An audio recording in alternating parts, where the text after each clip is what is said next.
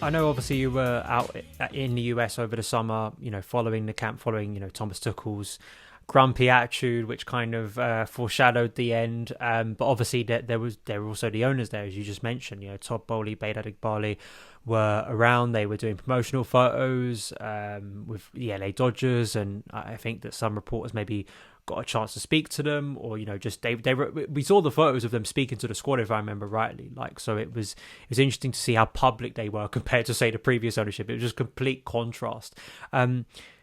Assessing and what you're hearing, and kind of the first few months of them, and obviously making this huge decision so early on with Graham Potter and replacing Thomas Tuchel, how have you found what they've done? Because I think that there is an understanding of how unique the takeover was, how short the period was into the summer. But he's Boehly in particular, because he's the name that's brought up so regularly because he's a public face.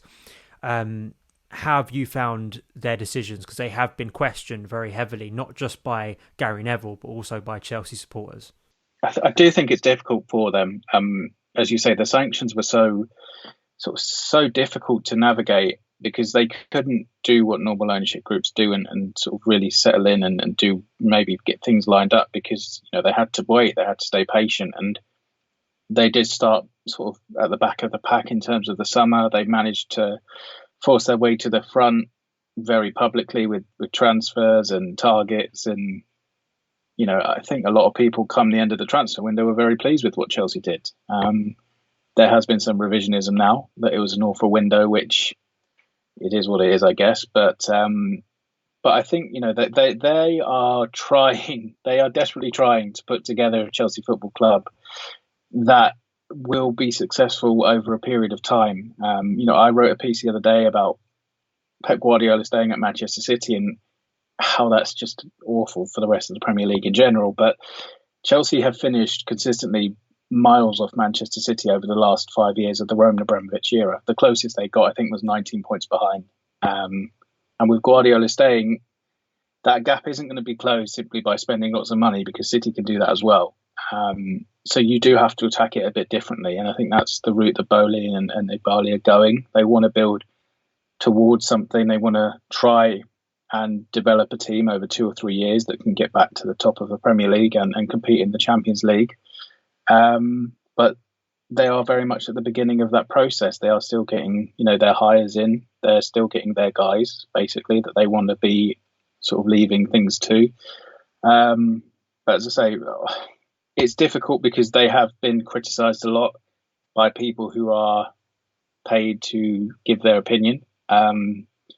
Maybe not always the most informed opinion on it, but I think it's kind of how I feel with Graham Potter, actually. I think until we get to the end of this season, really, it's difficult to form hard views on everything, because we don't know how things are going to play out.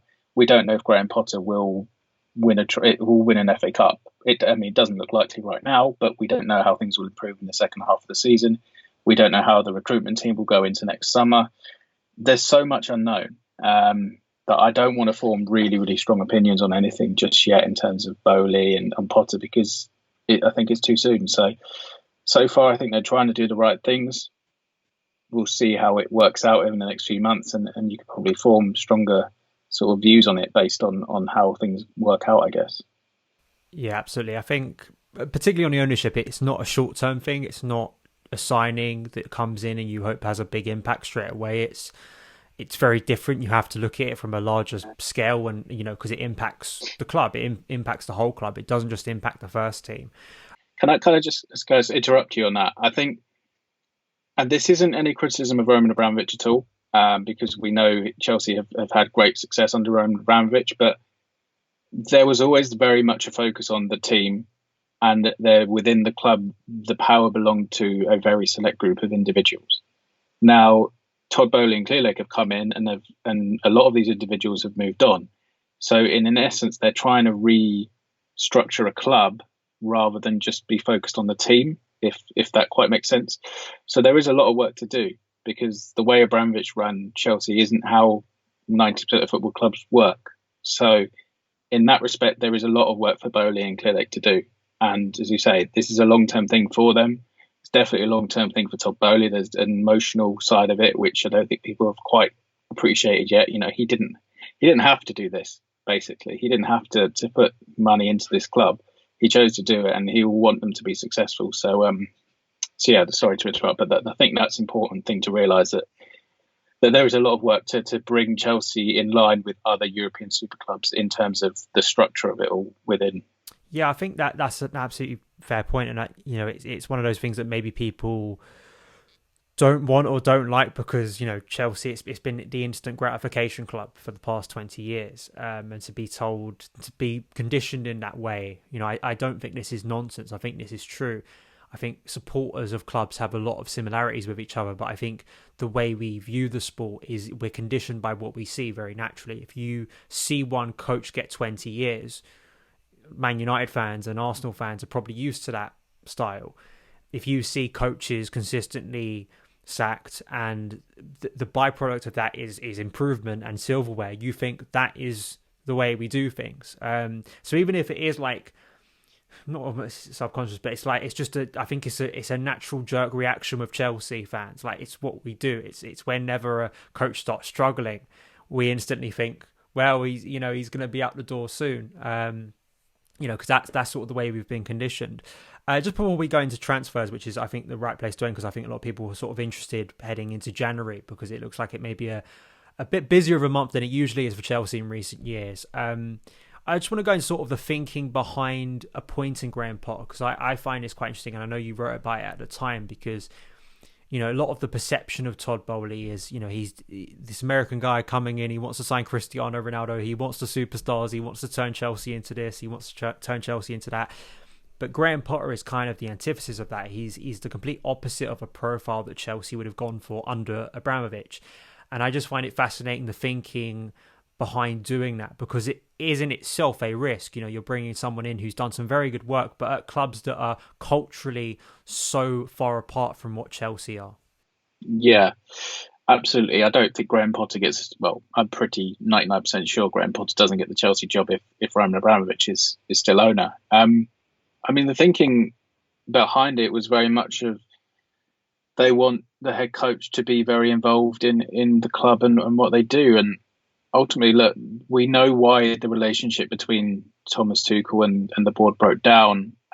It was because Thomas Tuchel liked Chelsea as was under Abramovich. He liked that he was left alone. He liked that there wasn't different, conversations being had that he felt he had to get involved in. He was the head coach. He handled the football side of it day to day. Fantastic. Leave me alone. That's what Tuchel liked. Now, Todd Boehly and Bali by the club and Clearlake, and there's a lot more conversation. And I don't think that necessarily is a bad thing, especially from a football perspective, because if Todd Boehly had bought the club, decided, no, I'm the big cheese, I can do what I want, I'm going to go and sign Cristiano Ronaldo, that probably would have led to a lot more issues. The fact that he lent on Tuchel, wanted Tuchel's input, I don't think is a bad thing.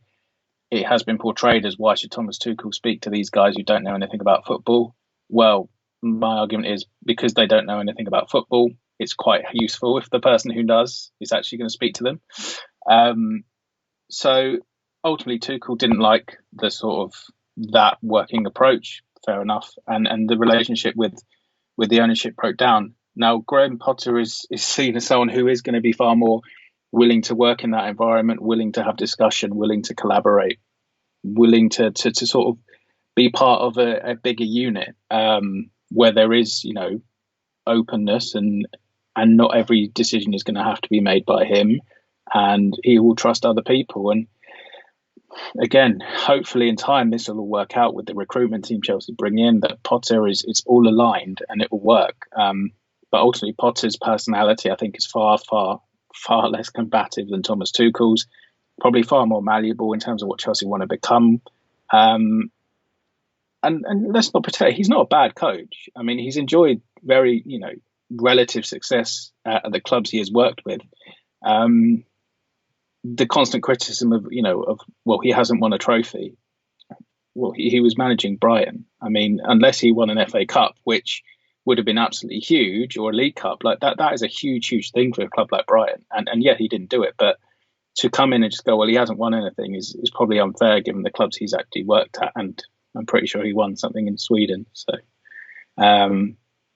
but that's the thinking, that Potter is a very good coach and he is a very good person for what Chelsea want to build, which is why he was brought in. And so now he's probably got to step up to the challenge a bit more of being the head coach of Chelsea Football Club.